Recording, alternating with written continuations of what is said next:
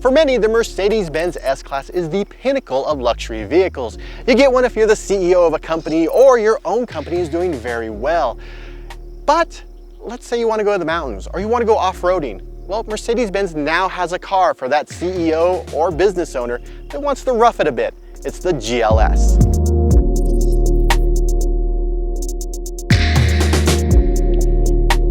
While it may be taller, it's still an S-Class and it has the price point to match that.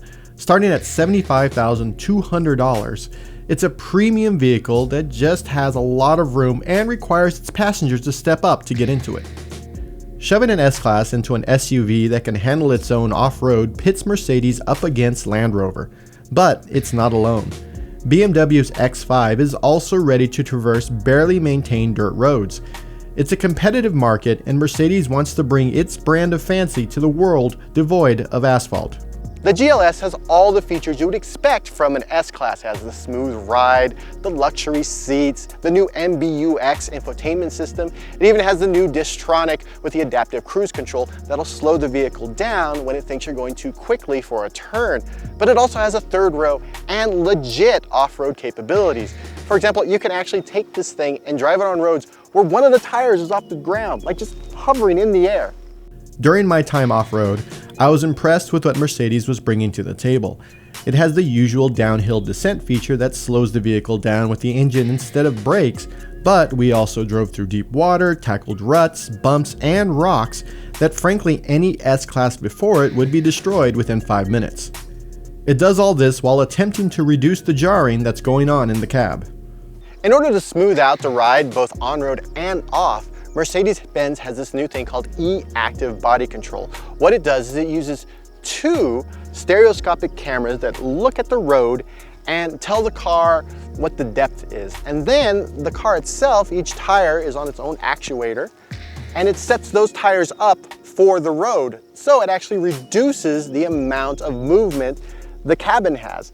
It's really great when you're driving around corners because it reduces the lateral movement, and it's impressive when you're driving off-road on medium bumps because it reduces this action. You know, when you're driving off-road and you're getting... Both on-road and off, the system is impressive.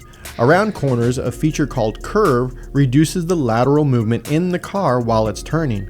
Off-road, during light to slightly medium terrain, it gobbled up the bumps. Serious bumps and rocks still jarred the driver and passengers, but most drivers will never take their Merc that far to the extreme, and of course, all technology has its limits. When you're not subjecting your S-Class to the perils of the off-road world, the inside of the vehicle is actually very techy. Of course, it has the new MBUX with its voice control system that is, well, the best in the business. And if you need to charge your phone or your tablet or pretty much anything, you can have up to 11 USB ports. 11! That's everything you own being charged in your giant Mercedes. All that tech, along with the e-active suspension system, take advantage of the 48-volt mild hybrid setup. The car needs the extra power that the system provides, especially to adjust the suspension in near real time for the comfort of the driver and passengers. Yet Mercedes hasn't lost what makes an S-Class an S-Class. The interior is still comfortable and luxurious, but the third row, like most third rows, really only fits children for anything other than a quick jaunt around town. For those trips, the vehicle ships with two engines.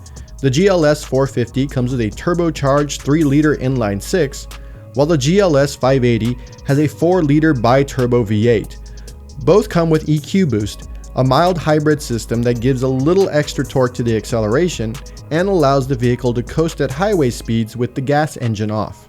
After driving both engines, it's tough to recommend the V8 when the V6 is such a capable powertrain. It's quick off the line, has enough power to pass on the highway, and it's cheaper. With both engines, while on the highway and back roads, the GLS feels smaller than its size. A bonus for anyone looking for a large SUV, but not a fan of driving something that feels like a boat. Oh, and the GLS has an impressive trailer option that sadly is not available in the US yet. But with it, drivers can adjust the backup angle via the infotainment system, and the SUV does the turning for you. The best part, you can set it to straighten out the trailer with the push of a button.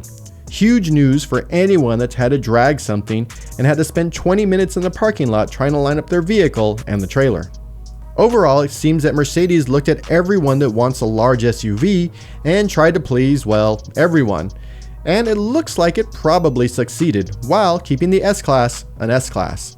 So if you're looking for Mercedes-Benz luxury with off-road chops, the GLS will be available by the end of the year in showrooms starting at $75,200. Be sure to subscribe for more automotive coverage from Engadget.